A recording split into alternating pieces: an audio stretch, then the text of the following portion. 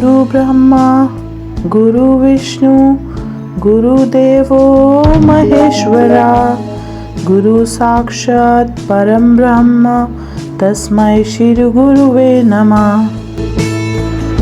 The way you care, the knowledge you share, the love you shower has immense power. You work hard with optimism. Dear teacher, you're awesome.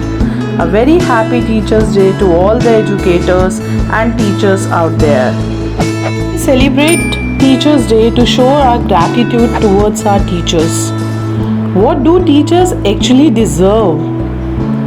Teachers deserve to be valued for their expertise, giving them opportunities to grow as professionals. Teachers deserve to be recognized as professionals. They put in time, efforts, resources to be the best in their practice. Teachers should be the leaders of their collaboration.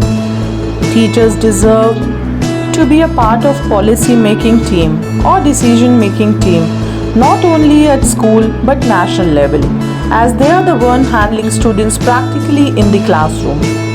Teachers deserve to be appreciated for what they do on the daily basis.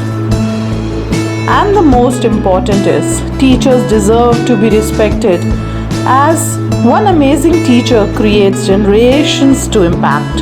Art of living is taught by the teacher.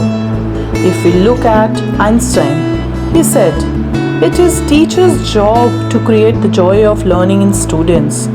So as long as the teachers are making learning a joyful experience, there's no one who could replace his or her place. Good teachers are the reason why ordinary students dream to do extraordinary things.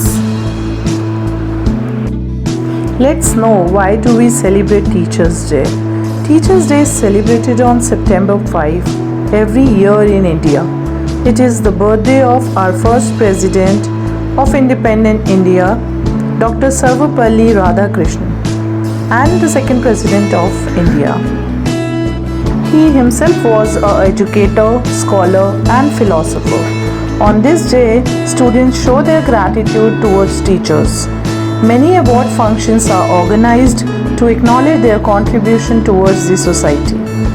Internationally, Teachers' Day is celebrated on October 5 because on this day, UNESCO recommendations for teacher status was signed in 1966. When you look at teaching as profession, not many people do come forward these days who take up the teaching profession. It is no longer considered interactive to a lot of youngsters. Teaching as a profession, if you look at our own culture, the student, the Shishya, would be in quest of a guru.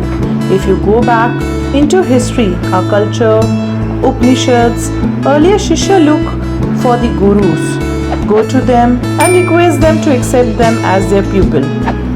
But now time has changed. Now we look for institutions and not for guru. As when we move out of the institutions, the name will fetch us a job. That's what we do. But I still believe that a lot of students know the value of teaching, seeing the faculty and taking admission in the institution. So inherent belief in guru is still there.